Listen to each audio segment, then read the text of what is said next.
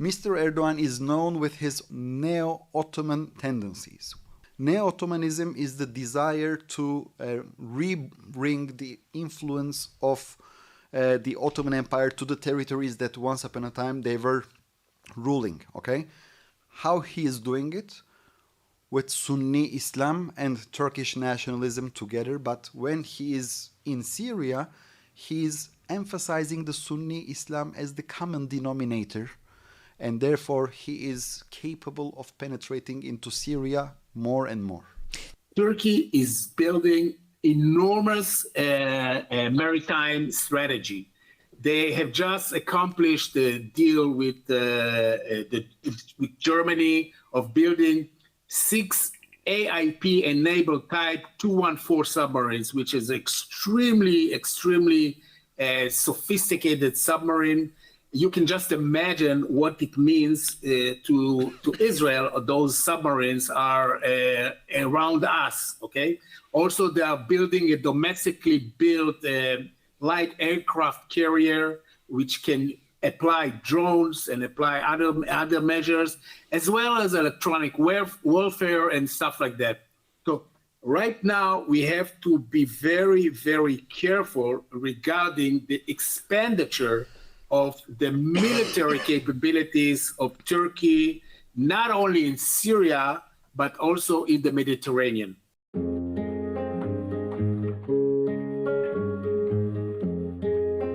You're listening to East to West. I'm your host, Sarah Martinez Amir, and in today's episode, we're diving into one of the most complex and pressing issues in the Middle East today, Syria. After the fall of the Assad regime, the power vacuum left has sparked significant geopolitical shifts, with regional players vying for influence. One of the key nations making its moves is Turkey. In this episode, we'll explore Turkey's ambitions in Syria and the wider Middle East, its quest for control and influence in the region. What does this power struggle mean for Syria's future and the broader region? We'll unpack the dynamics, challenges, and the key players involved. My guests today are Eytan Cohen Yanarocak. I hope I said that correctly. He's a Turkey expert at the Moshe Dayan Center for Middle Eastern and African Studies at the Tel Aviv University. And he's also at the Jerusalem Institute for Strategy and Security.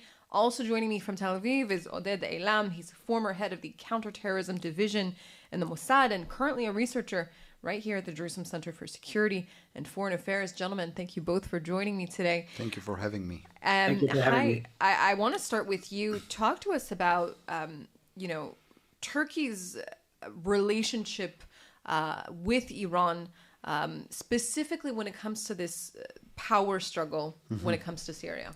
Well, first of all, I would like to underline that these two states are rivals, historical rivals, but I also would like to highlight that they are not fighting against each other, a conventional war, since 1639. 1639 that So they going way back in yes, history. they declared their bilateral border without any foreign intervention, and therefore they are very much, proud of this, proud of this agreement that they agreed on a mutual border without any foreign intervention. So if this Turkish-Iranian border is something untouchable, so we are seeing that the rivalry between the two states is going on in other places, in Iraq, and of course in Syria. Azerbaijan. And also Azerbaijan, yes, you're right.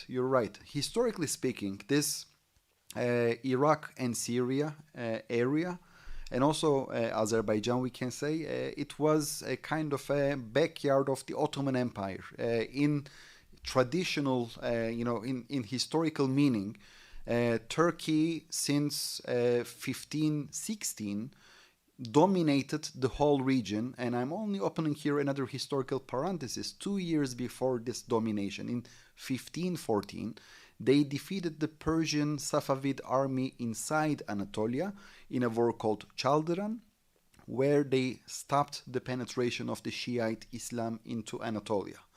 So where am I going? Since 1516 until the end of the First World War, we are talking about a full-fledged domination of Sunni Islam and the Ottoman Empire. But however, we all know that after the collapse of the Ottoman Empire in the Middle East, we had these new artificial states like Iraq, like Syria. So in this regard... When you say artificial states, for an American audience who might not necessarily understand what you mean by that, I mean, for instance, when we are looking at Iraq, there was no identity called Iraqi identity. This is an artificial state that These was... were borders that were drawn up by the Brits. By a ruler. Yeah, by right. a ruler. If you're going to look at the borders of Iraq, you're going to see the rulers of Mr. Sykes and Mr. Picot. Right. Mark Sykes and Francois Picot, who basically, designed and agreed on this very infamous agreement called Sykes-Picot. So... long story short, for instance, Iraq is formed by the Kurds, Sunnis, and Shiites. We cannot speak about a unity, an harmonious society. These identities, they also existed before this so-called formation of the Iraqi identity. So therefore, when we are looking at these countries like Syria, that there are Alawites and the Sunnis, right? The vast majority in Syria are the Sunnis, approximately 75%. And when we had Bashar al-Assad, for instance, it was a minority government of the Alawites. Right. So from the Turkish perspective, this, the Syrian state first, it's an artificial state because it was invented. There was no such an identity before. And also the government of Assad, which was based on the, Alawite sect, was considered as something weird in the eyes of the Turks because at the end, in historical perspective, they only saw the domination of the Sunni Islam. And therefore now, they are trying to restore the Middle East to its factory settings. And let me tell you, who is the ultimate manufacturer? Of course, they see themselves as the factory, the factory settings. Mm-hmm. So they are nowadays are seeing that they would like to restore the domination of Sunni Islam. And Mr. El-Julani is also emphasizing, Ahmed al-Shara, the current so-called president of Syria, is also highlighting this Sunni identity. And if you allow me, I would like to one more sentence and then I will stop. Mr. Erdogan is known with his Neo-Ottoman tendencies. What is Neo-Ottomanism? Neo-Ottomanism is the desire to re-bring the influence of the Ottoman Empire to the territories that once upon a time they were ruling, okay? How he is doing it? With Sunni Islam and Turkish nationalism together, but when he is in Syria, he is emphasizing the Sunni Islam as the common denominator, and therefore he is capable of penetrating into Syria more and more. So if I understand you correctly, Erdogan essentially has neo-imperialistic aspirations to re-expand Turkey to its old, so-called glory days. Yes. Oded, I want to turn to you. That presents a significant risk for Israel's security, especially if we're understanding Chai's analysis correctly here, that Turkey essentially wants to re-influence Syria. Absolutely. And let's take it into the context of the unrest that is right now is building up in Turkey after the arrest of the mayor of Istanbul, Imam Lulu, and the enormous demonstrations throughout the cities of Turkey. Erdogan has the urge to divert the internal turmoil into something of an outside mutual enemy. And this is the right time for Erdogan to increase his rhetoric and increase his aggression towards Israel in order to facilitate those goals and in a way to little bit curve the internal turmoil that right now in Syria. So it accumulates into two vectors. First of all, what Chai expressed very, very clearly, and I absolutely agree with it, is the long-term intentions of Neo-Ottoman, and combined with the internal problem that right now is facing. This poses a threat to Israel, because Israel cannot allow foot on the ground for Turks in Syria, because it's going to be 2 millimeters of some misunderstanding that they will shut down, they will perhaps even engage in a battle with Israel, mainly aerial. So Israel has to be very, very affirmative in stating that we are not going to allow any sort of military presence of Turkish forces, southern part of Syria, because it's a major threat to the Israeli security and to the Israeli freedom of operating within the aerial capacity of Syria. How do we achieve that? We'll talk about it further on. And Israel, as you mentioned, Oded, has again repeated its warnings that it will not allow Turkish forces close to its border. It presents a significant threat to its security. Chai, I'm curious to your opinion. Do you think that Turkey is deterred by Israel's warnings? Well, according to the latest statement of Turkish Foreign Minister Hakan Fidan, the answer is yes. But the thing is, he made this statement in the English language, okay, which is very important, because if he delivered this statement in Turkish language, I could be, maybe persuaded, because it will create a very important reflection at home, because at the end, the Turkish government is using its foreign policy for its public relations purposes. We all know that, right? So today in the morning, before coming here, of course, as I always do when I'm, getting up in the morning with a coffee, I'm reading all of the Turkish newspapers in Turkish with a cappuccino. With a Greek coffee. A Greek coffee. Oh, okay. This is you're escalating the situation. Absolutely.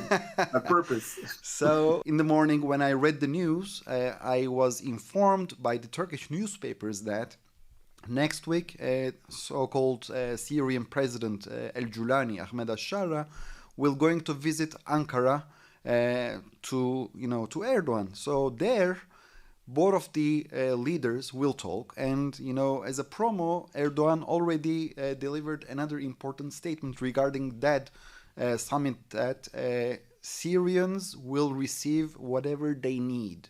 So maybe we are not going to see here the Turkish flag or, Turkish soldiers with their own uniforms, but Turkey will do its best in order to arm the new Syrian army. And in this regard, I think after October the 7th, we should not react to the new realities, but we have to put the realities. So other states should react to our policies. So this is the days of, watching and not acting are over for Israel. Israel, should be very active. Israel should take preemptive steps, and should do everything possible not to allow Turkey to penetrate Syria in a direct manner. I really don't want to see any Turkish flag on the Israeli-Syrian border, including the newly captured territories by Israel, and of course not in Damascus, and even not in Hama, Palmyra, and T4.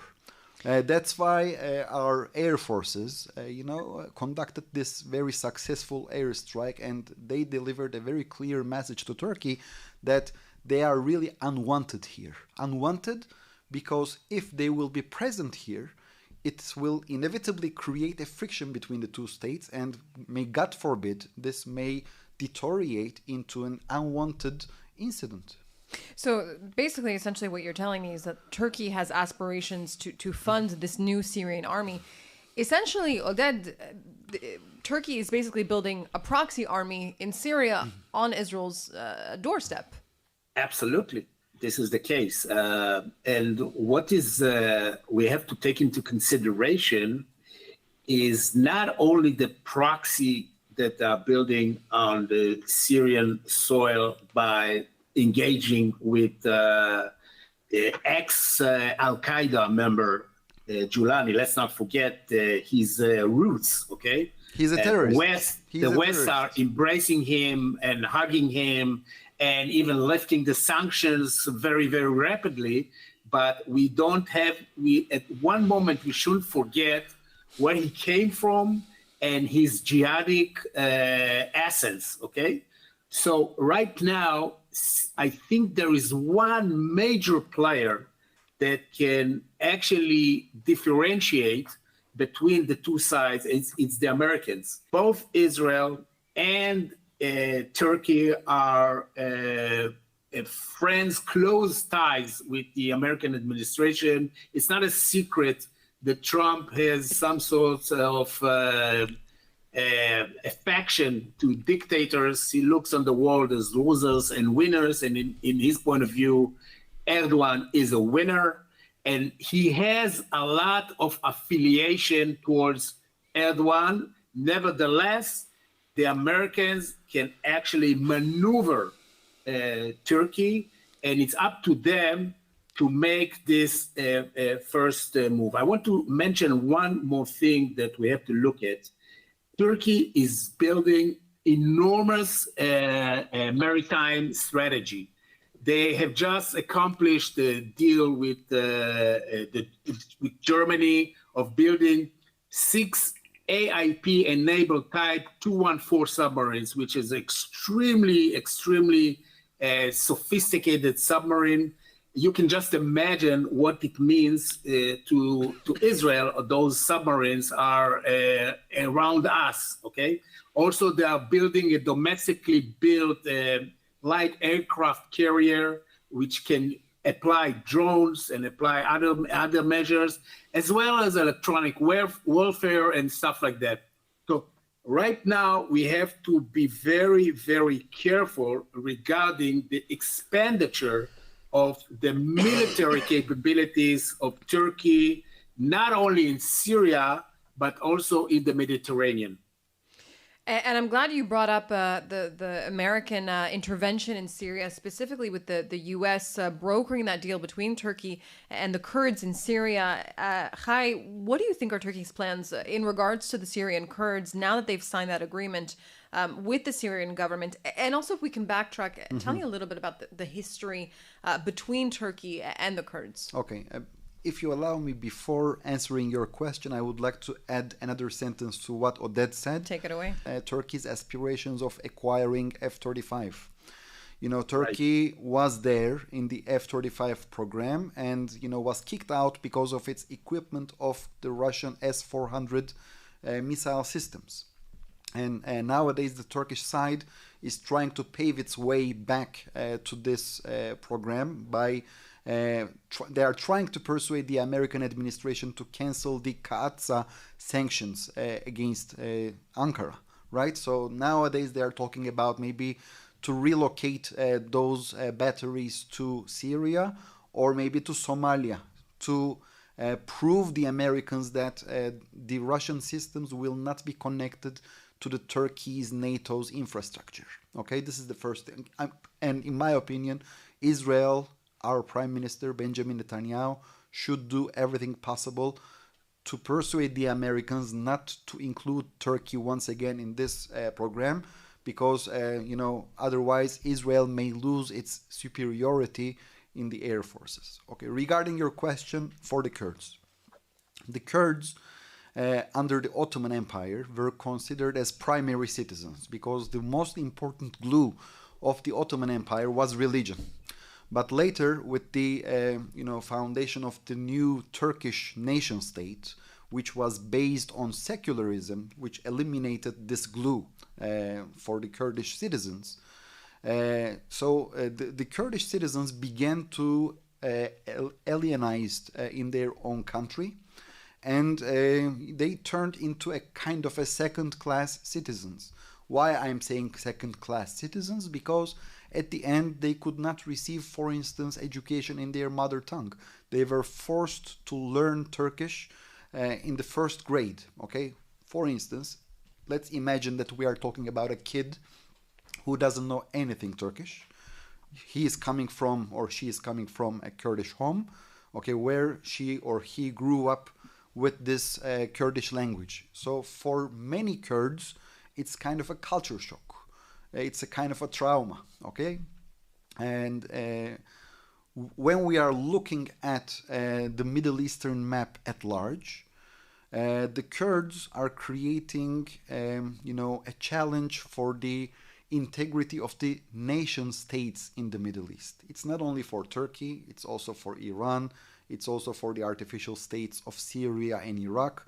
So when we are looking at large, the Kurds were dispersed within these 4 states. So it's a nightmare for each state that if the Kurds will acquire an independence or a kind of an autonomy, for instance, as we see in Iraq, and in Syria, now the Kurds are seeking to get such an autonomy as well. Okay, so in Turkish eyes, it may create a domino effect, also for the Kurds who are living in Turkey. And I would like to remind you once again, before the dissolution of Ottoman Empire, all of these areas, of course, I'm not talking about Iranian Kurdistan, but Syria, Iraq, and the Turkish areas of the geographical region called Kurdistan. There were no borders. These people were crossing the other side of the river or, this imaginary border, and they were coming to the homes of their cousins. But now we have borders. So the ones who are living on the other side of the borders are their relatives. Okay, these borders are artificial. Of course, the borders should be respected, because all of them are recognized by the United Nations, but we should also internalize the human perspective that on the other side of the borders, who are living there are your cousins. Okay, long story short, Turkey, when the decision makers in Ankara are looking towards the Syrian Kurds, they are seeing it as an destabilizing actor who seeks to create its own nation state on the basis of Kurdishness, which may trigger another instability inside Turkey. Therefore, they are doing their best to push El-Julani to neutralize and to integrate them within the current Syrian regime, without making an emphasis on their Kurdish identity. Okay, so this is the general story about Kurds in a nutshell. I want to take a wider look now at Turkey's ambitions, but also its influence in the region. Stepping out of Syria for a second, Oded, Turkey has become host to Hamas, which poses a significant challenge for Israel in terms of its counterterrorism efforts, but also when it comes to the relationships between Israel and Turkey. I mean, just a year ago, Israelis were vacationing in Antalya and Istanbul, getting hair implants. I mean, that seems completely like a distant memory now. I wouldn't recommend to any Israeli to get hair implants right now in Israel. In Turkey, I think he will come out completely bald. But yeah, you are absolutely right. It's some sort of a roller coaster at the relation. The relation started deteriorating in 2013 when always goes ups and downs, but mainly downwards. We saw that in the Oferet Yetsuka operation. We saw that with the Marmara case. We saw it even in Davos when Erdogan walked out on Shimon Peres. Because basically, let's not forget, Erdogan in his essence is a fundamental Muslim with anti-Semite beliefs. Of course, he's a pragmatist, and of course, he's trying to play this game with the Americans, with the Europeans. He's friends of everybody. But the true fact that he is the one who is taking this whole situation into quite hazardous cost. I want to reflect on one more important person in the administration is, of course, Hakan Fidan, who was the head of the MIT, the Secret Service of the Turks. He is a very bright and smart fellow, and very, very sophisticated. And I see him as second to Erdogan, and probably is going to be his successor. But I agree with you. Right now, the situation is that Turkey is trying, like in a way like Qatar, to play in different ball games in different areas. They are involved in Libya. They are even involved in Qatar. They, of course, are very much proactive in Azerbaijan, and needless to say, the support to the Hamas. Let's also not forget in Lebanon facilitating the transfer of funds to Hezbollah. And let us also not forget the Turkish penetration in Africa, in Chad, in Niger, in Libya, in Somalia.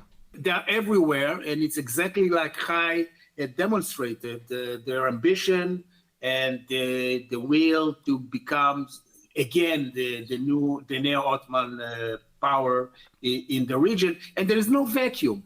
When Iran and the Shia axis is deteriorating, the Sunni axis is becoming a major player, and Turkey facilitate and see this opportunity as taking over what Iran had left behind. When we're looking from the Israeli perspective here, we've seen how the Israeli military has been instructed to stand ground on its border in the Golan, on the border with Syria. But as you said, Chai, earlier, Israel needs to move to a position where it's not just reacting to the events that are taking place. It needs to be deterring the events. Oded, I want to turn to you. How is Israel and the security apparatus, how should they go about that? I think the most important player is the American administration. We have to come into some sort of an agreement of a deconfliction mechanism, something like we had before with the Russian, and it should be brokered by the Americans in order, A, not to allow any sort of military presence of Turkish forces in Syria, and also to start creating some sort of channels of engagement to Turkey. The most important player right now, as I see it, are the Americans. Hi. Well, I agree with him that Americans are very crucial. But at the end, we are living in this neighborhood and not the Americans are living in this neighborhood. And also, we should not rely on Americans on every aspect. The most important example, of course, is the American, how the American withdrawal from Afghanistan. We also saw how the Americans are giving signals to the Kurds that they may leave Syria soon. So in this regard, I think we should count first of all on ourselves. And then, of course, I'm not disregarding the Americans, the Trump administration. For us, it's super important. But first of all, let's concentrate on ourselves, on our moves, and then we can rely on our other, on other actors. I absolutely agree with Chai that we should not put all our money on the Americans, and absolutely we have to portray vigorously our stand. But in the end of the day, I think that the Americans, especially the Trump administration, who has established excellent relations with the Turks and especially with Erdogan and have leverage on Erdogan, can be a key player. But having said that, of course, we have to demonstrate our power in the area. Never a dull moment in the Middle East. Gentlemen, thank you both very much for joining me today on another episode of East to West and to provide us with your insight and deep knowledge on the region. Thank you. Thank you. Thank you.